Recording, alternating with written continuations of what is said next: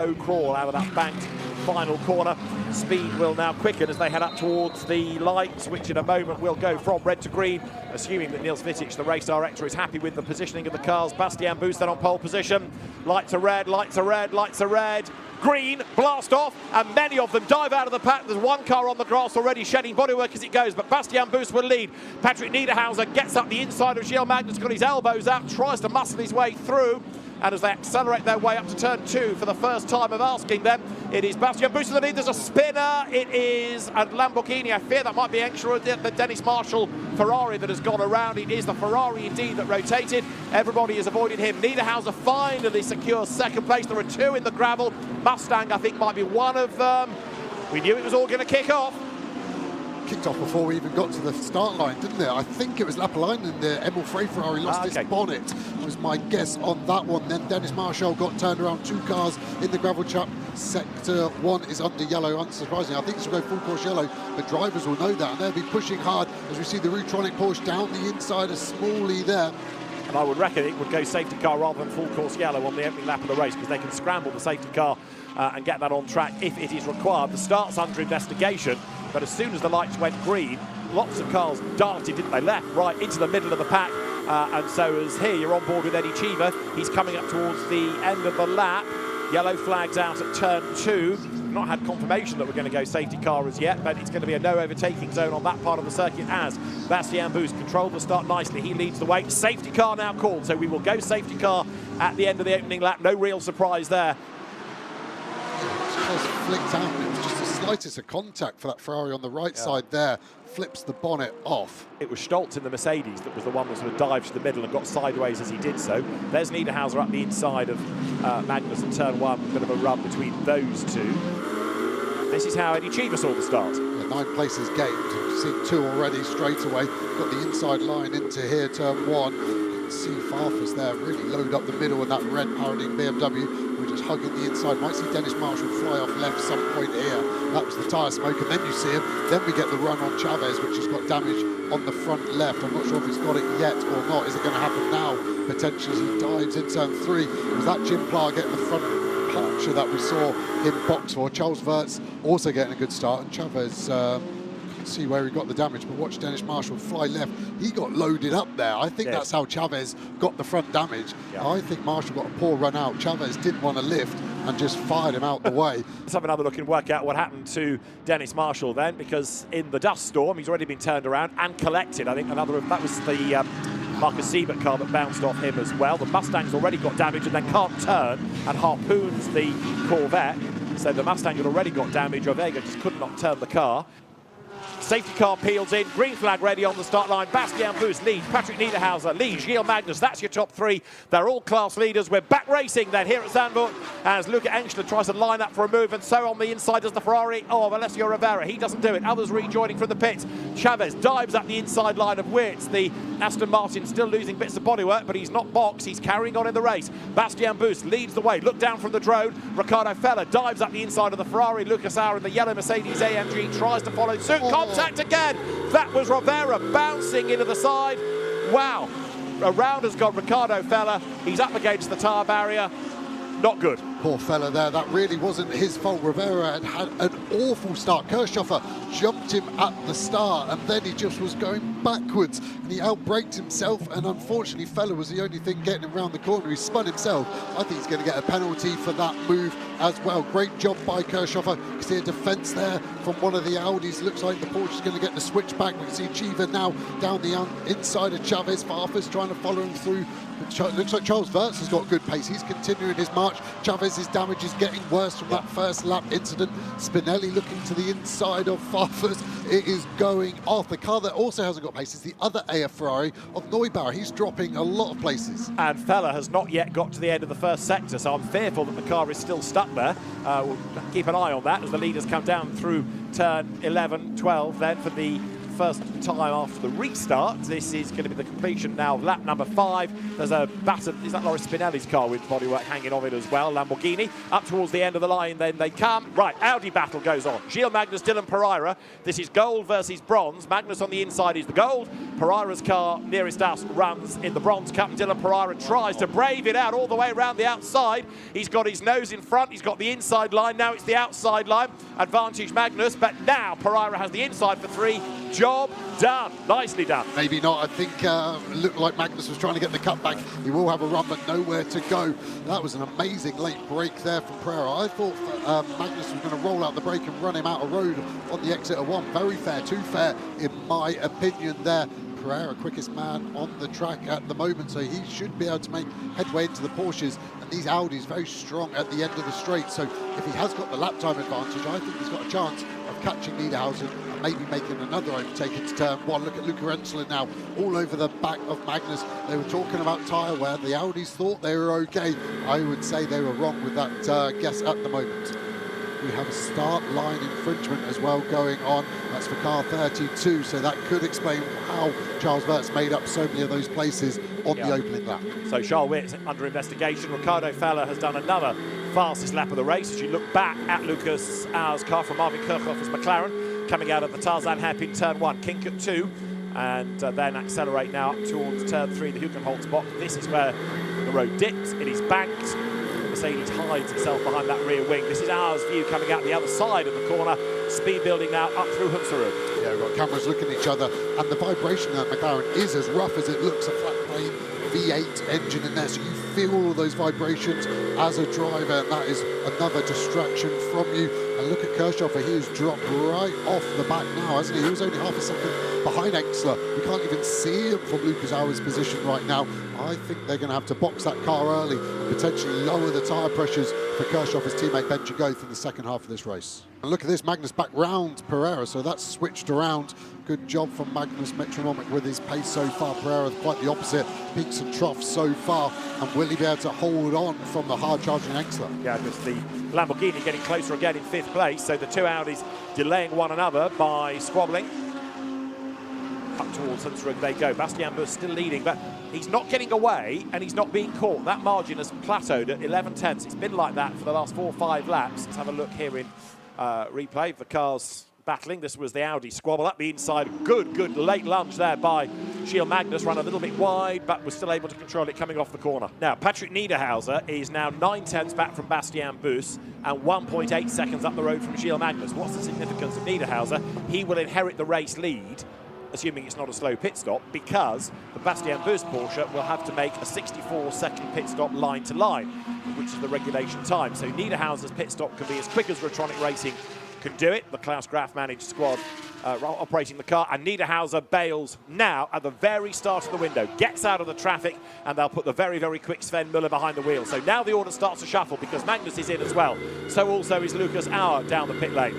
Luca Ensler is in also. So that's going to mean now that it is Buss from Pereira from Kirchhoffer as the top 3. This is where the teams earn their money. Car controllers beckoning their car to stop. The tyre guys going. Remember, all 4 tyres will change, the car will drop. These cars have automatic jack start, so as soon as they feel the air pressure releasing, the engines will auto fire up and the driver will either drop the clutch, or if it's an auto one, they'll be full throttle, spinning those wheels up. And it does look like the Rutronic Porsche is kept ahead of the Audi, one of the Lamborghinis. I think that must be Pepper taking over from Ensler as well. Good pit stops from those 3 cars. Right, Sven Müller comes down the pit lane. That was tight between the Winwood car and Pepper. I'd be interested if there was any contact. But Engel gets out just ahead and therefore gains on the pit stop. So the yellow Winwood Racing Mercedes AMG on the pit stops jumps the now Jordan Pepper Lamborghini. Race control have just confirmed that it was another tight one there because Chris Lullen almost, as he's released, tags the back of the Audi coming in. Race control confirmed that the jump start penalty for the second car is indeed Farfus 991, not 911, so they've corrected that. That finishes off that story. And look at this for a busy racetrack. Sandy Mitchell just at the head of the queue. There's Kelvin van der Linde in the middle of all of this in number 32 BMW as they drop now down. You've got Benjamin Gerscher up the inside rubbing against the Audi. Around the outside comes Maxime Martin, and the Qatari Audi just monstered out of the way. A 5-second penalty to Maro Engel for an unsafe release. The number 48 Mercedes gets a 5-second penalty for the unsafe release. So Sven Muller now is going to take over as the race leader. He and Patrick Niederhauser have only had one Sprint Cup win. That was Barcelona at the back end of last year, heading up towards the timing line. That car absolutely on its own, a legacy of a good pit stop and the battles behind delaying those involved. So now Sven Muller, as you can see, has a relatively easy stint. He's just got to bring that car back home without making any mistakes at all. Paul Everard is second, leading gold. Mauro Engel is third, but with a Damocletian penalty hanging over him. And then you've got behind him Jordan Pepper. There is Hugo Cook, who's been caught again, is he not, by Benji Goethe? Yeah, he really is. And Verts, who's handed over to Van der Linden now, getting caught by Martin as well. Basha Mardini slots into a nice bit. So this is your battle for 6th, 7th and 8th. As up the inside goes the McLaren. Benji Goethe with his elbows out. He's just going to be ahead, but he's on the outside line as we go yellow in the first sector. Down they come, side by side to turn 11. Hugo Cook breaks as late as he can. Goethe stands his ground on the inside, but he can't hang on to the place. He's up the curve. Hugo Cook with great defence retains the place. And it's Pulcini was in the wall, pulls out in front of Everard, and that's going to be Engel's battle as well. He's been in the wall. Is there going to be more debris? He's not fully aware of those cars around him at the moment by the looks of it. He's going to chop across the front of Pepper. Lets him go, but this is Engel's chance then to strike against Everard, and if he can get past and clear 5 seconds, that's going to help him. But no, Paul Everard hangs onto the place then. This, in real terms, is for 2nd, 3rd and 4th overall. Puccini stays out after all that damage. He's decided to stay out. We go on board with him. Let's see what happens. Got a Lamborghini in front. So far, so good. Slightly late on the brakes. Has a wiggle of oversteer. We've seen that, haven't we, with F1 cars there. When you get the oversteer, you correct it, and it just sends you in the wall because of the banking. Oh, big slide from Engel there. The only thing is that it is both Santalok Audis. Will he be able to help his teammate? I don't think he will through this fast-flowing nature of the back end of Zandvoort. Pepper here, looking sparks coming out of Engel as he bottoms out over the crest. They're all being held up. Can anyone do anything to get a slingshot on exit and do a lunge? I think Engel's got a chance here on the inside. Yeah, he has, certainly. But then across the front of him comes Everard, dives up the inside of his teammate. Engel can't find a way through, but Jordan Pepper can because he makes full advantage. He's got past one. He gets past the back marker as well. Jordan Pepper, ever the opportunist, looked like he'd been hung out to dry and boxed in behind the Audi at one point, but he is able to come through and he takes the place away from Engel. He was going to inherit it anyway on corrected time, but he's done it on merit, he's done it on track, and he's done it with a really good move. So let's have a look. So he's down the inside and then just decides to stay on the brake. He must have been thinking, I'm going to be 3 wide on the middle, on the inside here. I'm going to create an incident and get a penalty. I'm surprised he's backed out of it. I can see why he's done it, but I think he was in the driving position there. There, you've got Basha Mardini, who is still leading in bronze. You've got the Silver Cup Retronic Porsche behind of Pieris, and then Chris Lulham's Gold Cup Ferrari next in the queue. And Lulham is going to make a lunge up the inside. That's pretty brave, and he's got it done nicely. Yeah, really nice. And he's second in that gold class. He's trying to escape the BMW factory driver of Jens Klingman in that white BMW. 4th in the train there, so he's got some impetus to get going. He's not going to be able to catch the Audi of Everett, 3rd overall, 1st in class, but he is hustling hard. That is a move straight out of iRacing Sim World, round the outside. I don't care there's sand and dirt, I'm still going to send it. There was a bit of contact. He probably would have got a 1x in iRacing language, but that was phenomenal. This is where I love sim races. They come on and just go, you don't overtake round the outside of turn 7. Watch this. Yeah, change of place there. Kelvin van der Linde gets up the inside of Hugo Cook. He's already cleared Benji Goethe, and now that BMW is therefore up into 5th place. So 5th place now for number 32 BMW, and that was, remember, a car that started 19th on the grid. Is that the save of the day? It really is, isn't it? They've been absolutely flying along.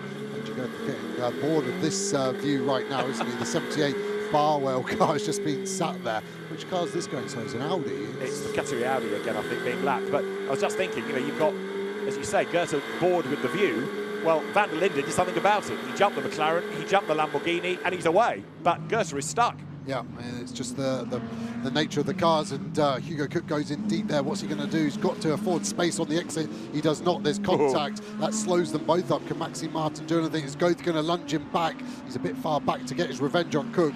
That was right on the borderline of what's acceptable. They were side by side.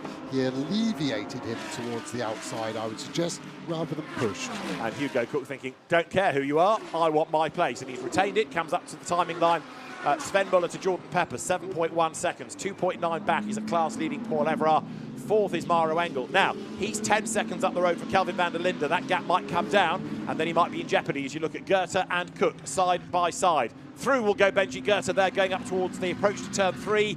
And Maxime Martin tries to buy into this as well. He goes up wide at turn 3, tries to go around the outside of Cook, can't do it. Jens Klingman has the fastest top speed overall. His BMW matched by the BMWs of Kelvin van der Linde and Augusto Farfus. So the BMWs might not be doing great guns in terms of overall places, but they've got good speed.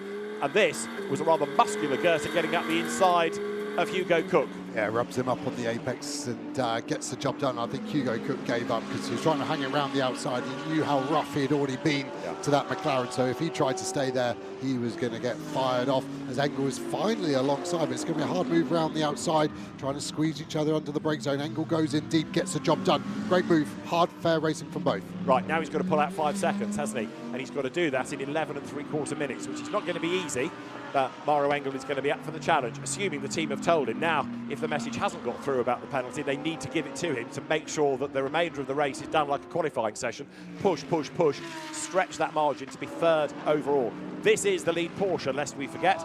A second Sprint Cup win beckons for Retronic Racing. They had a tough 2024. They won on the road at Magny-Cours and then got a post-race penalty.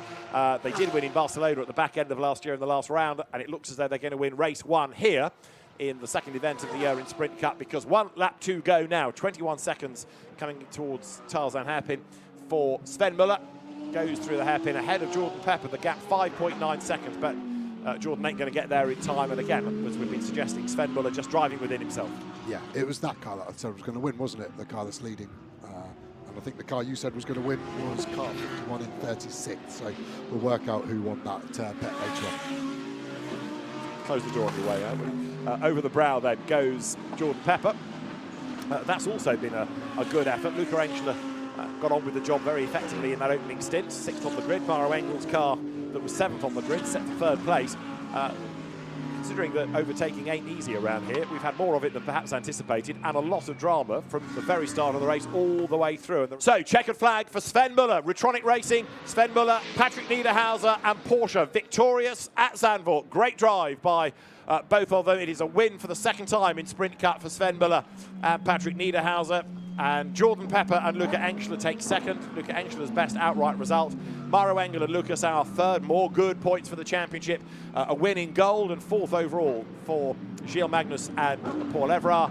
5th, Kelvin van der Linde and Charles Weerts. Another tough day, but good points for them. And for 6th place, it is going to be Benji Goethe and Marvin Kirchhofer. Hugo Cook will fend off Maxime Martin, Arthur Leclerc, the silver-winning Ezekiel Perez Compact, then Chris Lallam, then Jens Klingman, a whole gaggle of cars pouring over the line together at the end of an hour of drama and damage and some great battles and a few scores to settle tomorrow. But that race was a lot more lively than 1 or 2 people were fearing in the build-up to it, with a big shuffle of the order really throughout, but the opening laps in particular turned things upside down. So Patrick Niederhauser and Sven Muller win at Zandvoort in race 1 from Luca Engel and Jordan Pepper. Lucas Auer and Mauro Engel taking 3rd from Gilles Magnus and Paul Everard. Charles Weerts, Kelvin van der Linde 5th. That was a good recovery after a troublesome qualifying ahead of Marvin Kirchhofer and Benji Goethe. Then Sandy Mitchell and Hugo Cook ahead of Luca Stoltz and Maxime Martin. 9th, Arthur Leclerc and Thomas Neubauer. 10th, you winning silvers, Alex Arca and Ezekiel Perez Compact. It was a winning goal for Gilles Magnus and Paul Everard. And Bastien Buss and Basha Mardini hung on to win in bronze by 1.9 seconds. It was close at the end, but the Porsche that led the opening stint outright wins in bronze. Lucas Auer and Mauro Engel taking those 3rd place trophies for the Winwood Racing team.